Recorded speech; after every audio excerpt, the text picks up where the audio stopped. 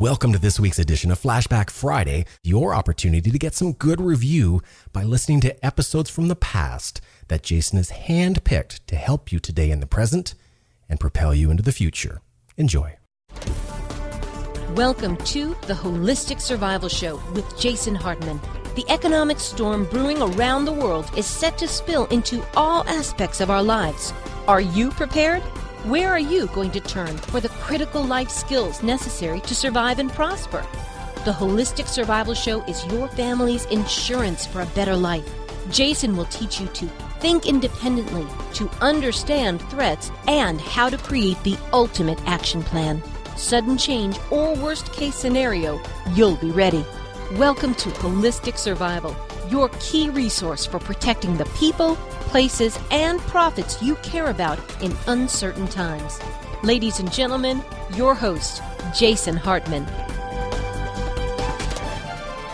Welcome to the Holistic Survival Show. This is your host, Jason Hartman, where we talk about protecting the people, places, and profits you care about in these uncertain times. Today we're going to talk with Steve Cates. Steve is very active in gun rights and gun ownership and constitutional stuff, and I think you'll like his show. He's also got a past background in law enforcement, and he's a big astronomy buff as kind of a sideline. You may have heard him on the radio. He's a frequent guest on Coast to Coast, the very famous evening radio show, and I think you'll enjoy this interview. And our next show, I think we'll have very famous radio personality John Ziegler on the show. He's written a couple of books about free speech and so forth. I think you'll enjoy those. And of course, we have future shows on some of the more practical and logistical aspects of holistic survival as well, like our last show, number 35, on survival communications with amateur radio, ham radio. And I know a lot of you found that interesting. So we'll be back with Steve in less than 60 seconds. What's great about the shows you'll find on jasonhartman.com is that if you want to learn about investing in and managing income properties for college students, there's a show for that. If you want to learn how to get noticed online and in social media, there's a show for that. If you want to know how to save on life's largest expense, there's a show for that. And if you'd like to know about America's crime of the century, there's even a show for that. Yep. There's a show for just about anything, only from jasonhartman.com, or type in Jason Hartman in the iTunes store.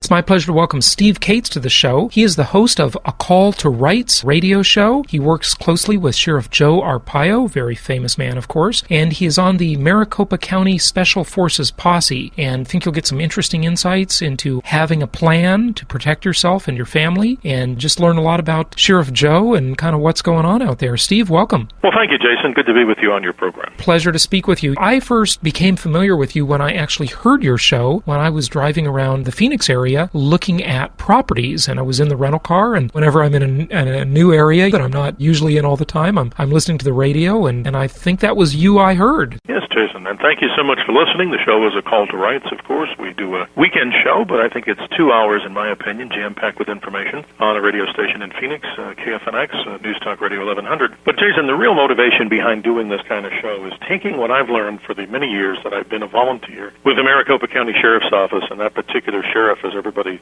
I'm sure knows today, is Sheriff Joe Arpaio, really taking a lashing out there from many of the folks out there that do not believe that illegal is illegal, with the interesting bill that's come to Arizona, SB 1070, on how to effectively deal with the illegal immigration situation. But thanks for listening, and glad to be here on your show. That's great that you bring that up. I mean, SB 1070 was so controversial. I don't think it's controversial at all. I think the definition of illegal is self-explanatory, but Absolutely. Many people don't. Just give us an update on what's going on with that right now. Well, it all started actually about maybe a year or two ago when the state of Arizona realized that so much of our funding is going to support the illegals that are here in the United States. And believe me, Jason, as much as the sheriff is not, in my opinion, a prejudicial man, nor the primary sponsor of the bill, Senator Russell Pierce, who I know personally, he also was involved in his career as part of the Maricopa County Sheriff's Office. So he understands boots on the ground just what happens as we see this whole phenomenon getting out of control, where so many illegals coming primarily from Mexico. And I'm sure there's other countries involved in the mix, but South of the border is where the activity seems to come. The intent of the bill was to make sure that by the end of July of 2010, that law enforcement would have the opportunity, if they were doing a legitimate traffic stop, let's say, in one part of the bill, where they do have a legal right to question the ability of somebody to be in this country by either providing us or law enforcement with a driver's license or some other form, a green card or some other form of identification, let's say, issued by state or the federal government. And that if individuals were then, found not to have this, they could simply be detained, and the process which we call deported would eventually happen, where these individuals return to Mexico. And what's so amazing about this, and I've talked to so many of my friends that travel to Mexico, and they say, Steve, it's so incredible. Here in the United States, we're trying to enforce something that the Mexican government is way stronger on, so that if we, as, quote, American citizens, decided to go to Mexico and decided that we didn't think we needed to have ID, we would be in a world of trouble. So I think it's only fair to say that it should work both ways. But SB 1070 was basically put the brakes on. The brakes were put on that by the judge, Susan Bolton, I believe, at the end of the month. So there's a lot of confusion here in Arizona, but the point being this, Jason, that this particular sheriff, Joe Arpaio, has tried to champion, along with other legislators, the same concept that illegal is illegal. There shouldn't be any misgivings or misunderstandings about this. And I am amazed at the protest that's coming from this. And in my opinion, a totally misguided view of SB 1070. No question about it. It's interesting. I've always heard, Steve, that Mexico does an extremely good job of controlling its own border to the south with Guatemala, and yet they think that they should just export their poverty from their corrupt government to the United States. And it is really, really wreaking havoc. I mean, these people come over our border. They're looking for a better life. Most of them are great people. We've all dealt with them, but there's certainly a criminal element, and that has impacted Arizona in a particularly negative way. And countries have a few things that define them as countries, and one of them is borders. And every country on earth has the right to protect its own borders. Yet in the United States, the political correctness crowd wants to malign motivations, they want to tell lies, they want to brand people as racist, and that instantly shuts down dialogue. And it's unbelievable that we've come Jason, to this. Jason, you're absolutely right. And just to add, which I think is just more of a common sense explanation to this, for many years I was close to a Chinese family here in Phoenix, and they, of course, came here the legal way, acquired the green card. And I'm so proud of these two individuals. It's a mother and a son. The father had passed on. They came here with little or nothing to the land of opportunity. I love that expression, which I still believe, like I'm sure you do, that this is obviously the land of opportunity. But here's my point. They came here legally, paid the necessary fees. They've obviously gotten their green card, acquired it legally, and what I'm so proud about is the young boy and the mother soon-to-be, within the next month or two, will officially be a United States citizen. And having tied myself closely to the Chinese community here with these folks over the years, I was the guest speaker, and I'm saying this very proudly, in front of the major court, the Sandra Day O'Connor Courthouse here in Phoenix, where about 400 people are sworn in on a regular basis. And one of the gentlemen from the Chinese Cultural Center that I knew, he asked me, he says, Steve, he says, you're out there in the media promoting all the things about our freedoms and stuff with cult of rights. He says, we'd love to have you as a speaker to talk about what it is to be a citizen. And I kind of felt like, wow, why me? And I really mean that, Jason, to be very humble about it. But the point is, I was asked to do this in front of this group, but the main point of my conversation today is, if these folks did this, how can we then accept the fact that people who believe that they should come here and just, throw their middle finger to the wind on this? Illegal is illegal, and I'm so proud of these folks here that, have done this the proper way. And the young boy, who's now a man, has gone into the United States Army to serve our country, and he's gotten a full scholarship to the University of Arizona. So there's great stories, but it makes me very angry to hear the other side, just like I'm sure you, where we're going to throw our middle finger to the wind and say, hey, it's racist, don't pick on me.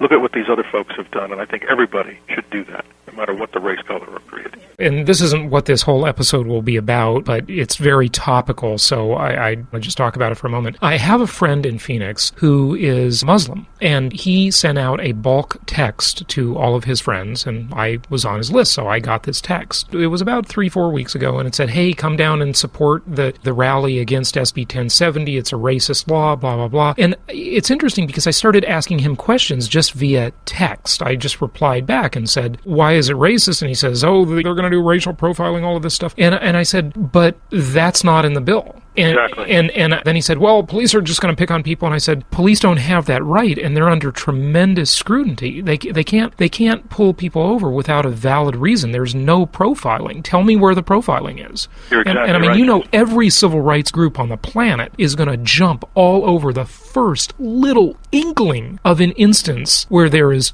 any sort of profiling or harassment or anything. The media, the ACLU is just waiting in the wings to just... You're right, Jason. And to add more current information from the boots on the ground here in Arizona, I was sent by some law enforcement friends of mine some pictures that the media obviously did not put onto television. Obviously, the pictures don't go on radio, but for mainstream television. And I like to refer to sometimes the mainstream media as the downstream media. That's one that I kind of coined. The downstream media, that's great. And I think it really comes, as we know, the end process of a river, or the end, all the material that's garbage is going to be floating around at the end. But on a serious note, they sent pictures to me, and I know these are legitimate because they were stamped, whatever agency sent them to me. Here we have these protesters standing on the American flag, having sprayed swastikas on top of the American flag.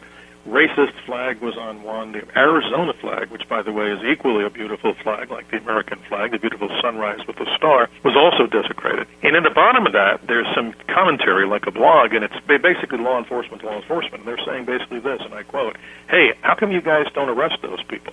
And basically the response was, well, that's a federal thing for desecration of the flag. But obviously that's not something that the federal agents were there. It was state and local police. But the point is, look at what some of these demonstrators are doing. I stood right next to the radio station when we had the large protest here in Phoenix, upwards of 200,000 protesters. I read signs that I cannot describe to you here on your show because they're that profane. I saw the black flag, which to me is the black flag of Al-Qaeda, rolling down the streets of Phoenix with people protesting with their fists in the air.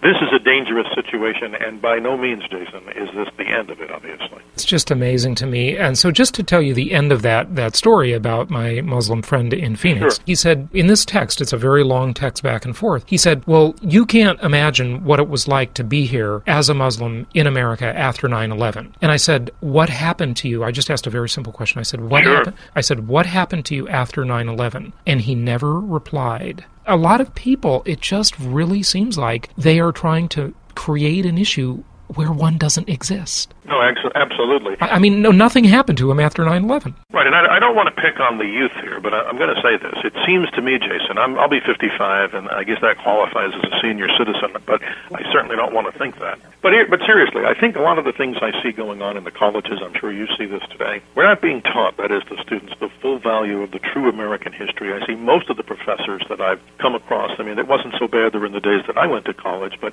talking to young students today, I mean, there seems, in my opinion, this is just my opinion, to be a leftist slant, always challenge, always question, and any way they can get a dig here on some American traditions and values, it seems like that's what's going on. And it seems like a lot of these kids today, and I say this, I hope I'm wrong, but it seems like those are the type of people that were at the protest.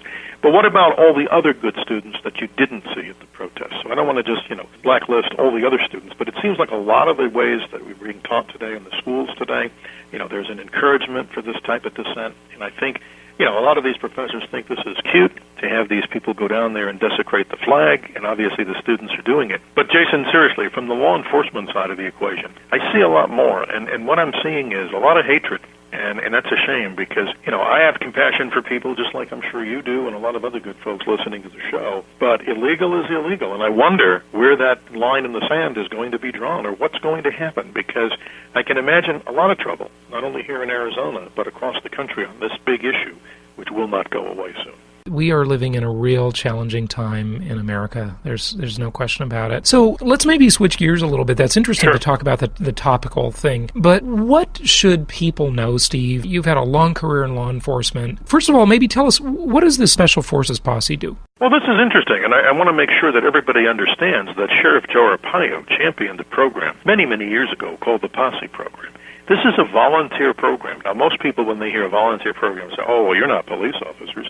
Well, Jason, this is what is going on here. There's over 3,500 of the volunteer posse-type reserve program here in Phoenix. And what it is, you obviously apply. They do an extensive background check because not every single person would qualify for this. Just because you might have an interest in, quote, doing something to stop crime, they want to make sure that the people doing it don't have the problem themselves, that they'll be locked up in jail for, prior offenses that are not going to let you in. But you go through a serious program, 400 hours of training. There's another level of the posse program where you can actually become what they call QAP'd, which is a qualified armed posse person, meaning that you can legitimately and legally carry a firearm in the course of your duty. And you're right out there. I mean, you're under the direction of a regular deputy. I've served warrants and assisted in arrests and do all that kind of stuff. And I think this is important to note, that everyone listening to your show, please do something. I mean, you don't have to go out on the front line if you're not physically capable or want to carry a firearm, but there's always something for people to do.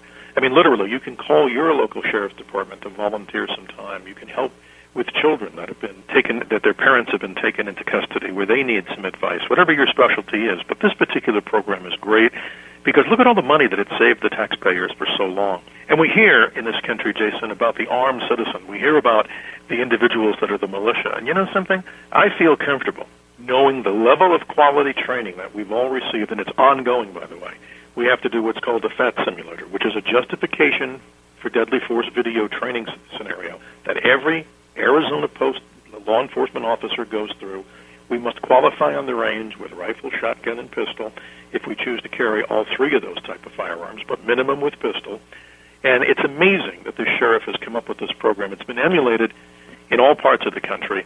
And truly, Arizona was one of the great champions of this, and I'm so proud to be part of it, put in our time. We do so many things. But in my own personal way, Jason, I've become a firearms instructor, and obviously with a call to rights, a firm believer in our Second Amendment rights, but one that gets great guests like you have on your shows that talk about these constitutional issues. And I want to appeal to your listeners out there that when you're looking at setting up your own financial program and investing, which is ever so important in these very difficult economic times, as you know best, I would like to add my little bit of salt and pepper to the discussion about personal protection. Because I think too many people, Jason, take it for granted that the police, believe it or not, that the police are there literally to protect and serve. And I'm not trying to dig law enforcement here. I mean, I just talked all about how good it is with this.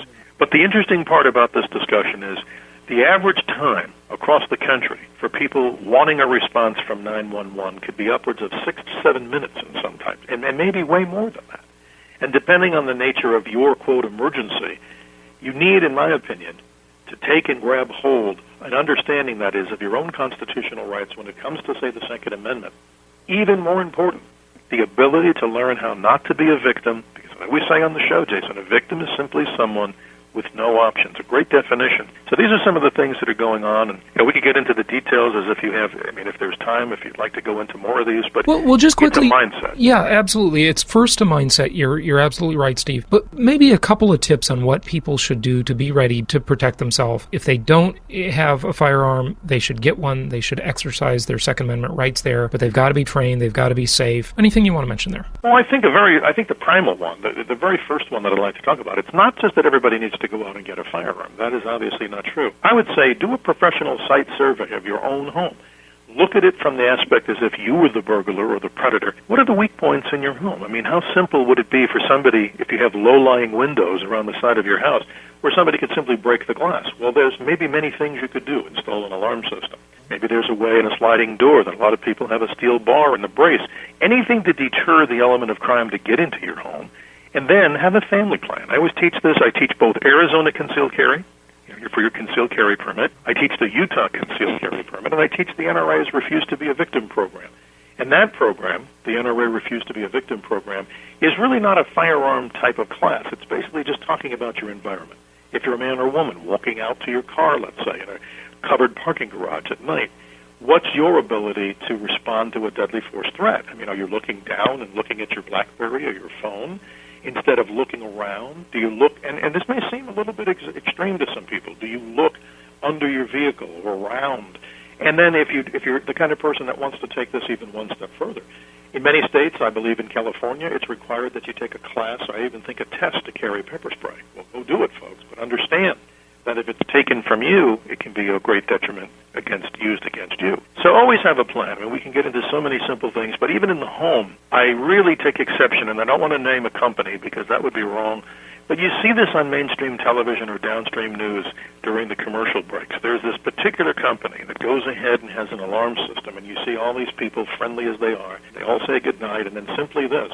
Somebody then tries to break back into the house, and this person has no, covers on their windows, and immediately that predator who comes into the door might want to kill that person, might want to rape or attack them, and immediately this person in the home presses a button, and magically the other person on the line says, hey, can we help you? Help is on the way. That, to me, Jason, might be a false sense of security. It might be good to have that, in the event that the door was left open and the alarm notified somebody to come back to lock the house. But please, don't use that as your first line of defense, ladies and gentlemen. And I recommend that people get training if they choose to go to the level of a firearm. They can also look at Taser, which is still a civilian legal device in many, many states.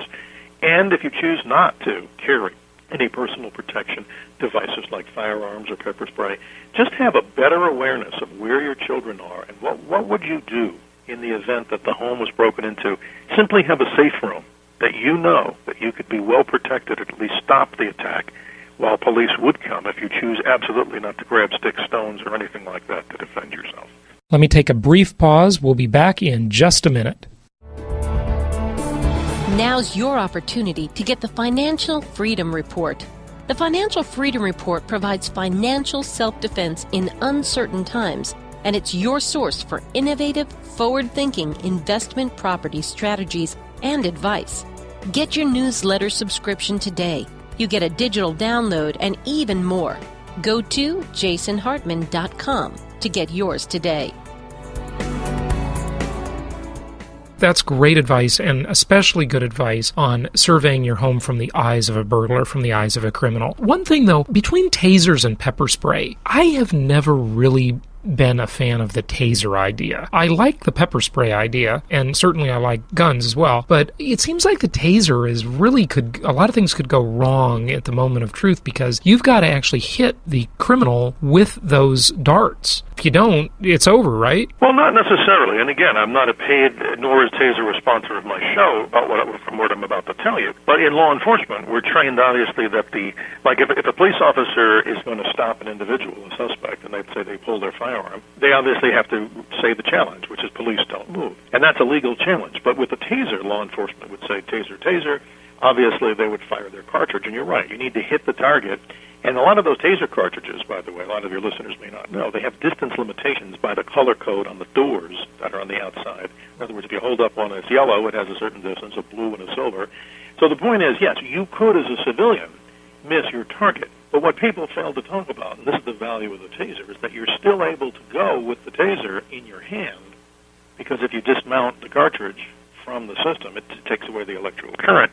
So you're still able to what they call press stun, someone if they were actually coming to charge you on it. Actual contact, though. Right. In other words, it's like having you'll see the little electrical, bolt coming the zappers, yeah, right. Right, out of the side of it. But the point is, it's not over if you missed, but the truth of the matter is, you really need to be cognizant and aware, because you don't want that to go off in your pants or on your side if you're just reaching into your purse as a woman or you're reaching into your pocket or vice versa. We want to make sure that you can hit the target.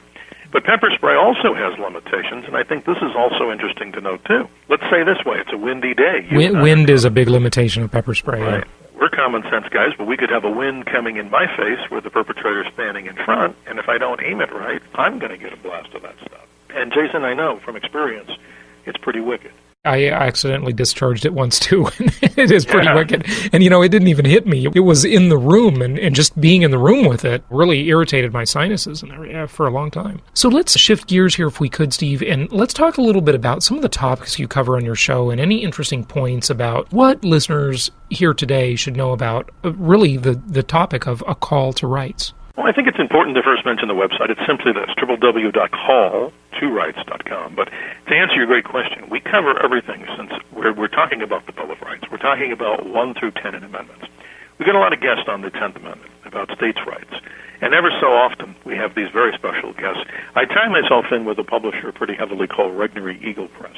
And they, without a doubt, from Newt Gingrich to all these other great guests out there, they have people on there that I think are so much scholars in their field. And let's say when we talk about the freedom of speech, we get, of course, great national guests, senators and congressmen, talking about things we all hear, Jason, about will talk radio cease to exist as we know it because there might be some governmental action on trying to control or curb the First Amendment. Yeah, the ridiculously named fairness doctrine. Exactly. Which should be called the unfairness doctrine. Sure, absolutely. What we should call it, you're right, is the unfairness doctrine. But having the senators and congressmen that champion these subjects, people from think tanks all over the country, the best guests possible, where, as I like to say, Jason, it's really not so much about the host, and I really mean this humbly. It's always about the great guest, because I like to try to think of this show, and you yourself have heard it, and other people out there that we would encourage to listen to it. We want to make sure it's something like NPR, but more for the right side of the brain. Because the thing that both of us, I'm sure, would agree on, I never would want to become one of those talk show hosts that's screaming at the people that are calling,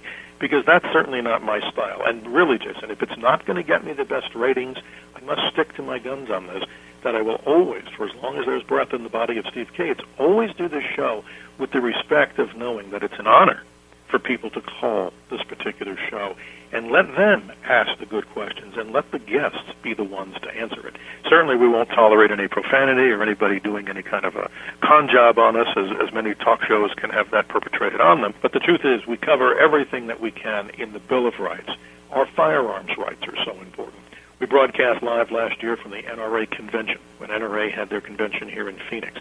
We had 700 or 800 people at our booth, but it wasn't because they were there to see me. There was really two good reasons why they were there. We honored this particular individual from the Heller case. Mr. Heller himself we had come to the radio show, and the rifle manufacturer, a big company called Patriot Ordnance Factory that's a big sponsor of my show. We presented to Dick Heller, the man who was told that he could not own a firearm in the city, in the District of Columbia, because the federal government there and the District of Columbia would not permit him, even though he's a federal police officer, at the Supreme Court during his daytime job, he was not permitted to have a firearm in his home. And in the event that he were to use it for personal defense against someone maybe breaking in illegally, the Supreme Court, God bless the Supreme Court on this one, back in June, I believe, of 2009, with the decision, of course, that 5-4 decision in favor of this particular story that this man, of course, fought for so hard, Heller versus the District of Columbia. We presented a rifle, inscribed on the side of the rifle, Hero of the Second Amendment. And as I presented it to Dick Heller, another guy who's very famous, we all know, of course, Ted Nugent, comes across the floor of the show and says, "Hey, Steve, give me that rifle." And I looked at him, and he sat down in the seat, and he's on the air, and he says, "I want to present that rifle tomorrow and again present that to the big crowd with about 5,000 people on stage."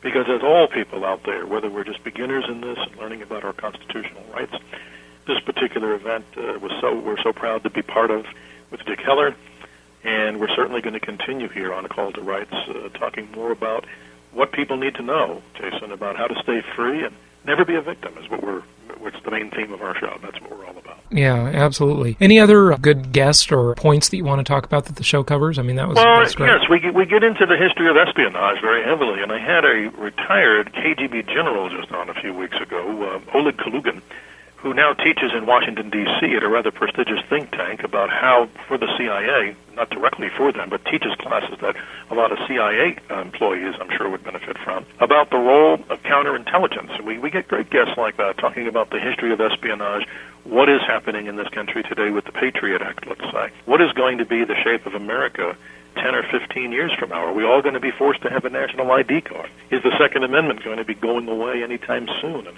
what can we do to keep and preserve all of our Bill of Rights? But coming up shortly, we're going to be also, from my visit, as you know, Jason, I was invited by the United States Navy with our crew, both video and still photography, to go out to the USS Carl Vinson out at sea to see exactly what our Navy, men and women, the proud people who serve our military, what they do. And, coming back from that, and not only was it a roller coaster ride, landing on the plane and blasting off with a catapult exit off of our day-and-a-half visit, you got to love what those people are doing. And I'm so proud to say that we saw this. I'm so fortunate to be able to see. But we're going to have one of the commanders on live. The Carl Vinson is continuing to steam out somewhere in the Pacific off of California, way out there. Talked to them live about some of the things that we couldn't ask on the particular time we were on the ship, but great guests like that. And we also cover, in closing, all of the political things that are going on here. Who's running for governor? We get all the congressional candidates, people running for the gubernatorial race, and everything to do with every office that's important, from constable all the way to governor and United States senators. So we encourage people to check out calltorights.com and the radio station is KFNX. We're on Saturdays noon to 2. And Jason, I didn't want it to be a commercial about that, but I'm proud of it. It's a good show. I've heard it myself, so thank you, Steve. I hope it comes through. All right. Well, hey, what would you like to just say in closing that people should really keep in mind, that they should do, action steps they can take? The show is really about protecting the people, places, and profits people care about in uncertain times. And these are very uncertain times. I mean, there are people out here who think we're going to have civil unrest. And let's hope not, right? Yeah, let's hope not, but we may see some little instances of that here and there. Just wrap it up for us. Well, Jason, thank you again for having me on your program. And I think in the short time to wrap up, I would just like to give these bits of encouragement to folks. Always be on the positive side, no matter how bad things are. If we listen traditionally to downstream media, we're going to have our heads down. We're going to need to take prescription drugs. We don't need that. Just have a good balance in our lives. And I'm striving for that. I'm not the expert at it. A good mind, body, and spirit balance. And, of course, in the financial area, with your expertise, guiding us to what ways to invest and do it properly. We need that plan, in my opinion. So not only does A Call to Rights with Steve Cates try to at least offer some solutions, but even more important than the show, Jason, have a plan. Never be a victim. Refuse to be a victim. And what does that mean? It's a broad-based statement. Have a plan. What's your food preparedness in life? How are your children prepared to deal with any situations that may come their way? They're not going to hear this information in the schools. And if people do feel the necessity for firearm, by all means, for God's sake, get training.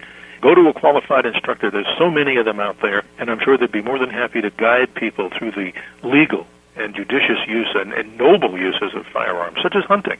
That's a noble use of a firearm. We're always hearing the bad things. This is the time now to get prepared. If you do need to feel that you need to provide yourself with a little ammunition, just have a go bag or something like that in the event that things were going bad. But always try to think positive. Let's pray and hope that in our great country it never gets to that. But never be a victim is the basic summary. Good advice. Well, Steve Cates, thank you so much for joining us today. We appreciate the thoughts. Thank you so much, Jason, for having me on your program, and good luck to you.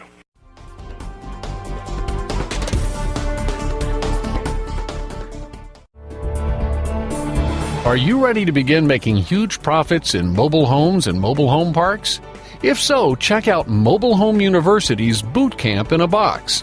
You'll learn how to find and evaluate mobile homes and mobile home parks, how to drastically reduce park expenses, how to develop an effective management team, how to market and advertise to fill up your park, and much more. The Mobile Home University Boot Camp in a Box is available at special savings at jasonhartman.com.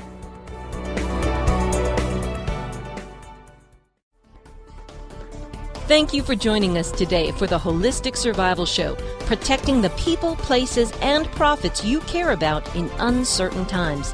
Be sure to listen to our Creating Wealth show, which focuses on exploiting the financial and wealth creation opportunities in today's economy. Learn more at www.jasonhartman.com or search Jason Hartman on iTunes. This show is produced by the Hartman Media Company, offering very general guidelines and information.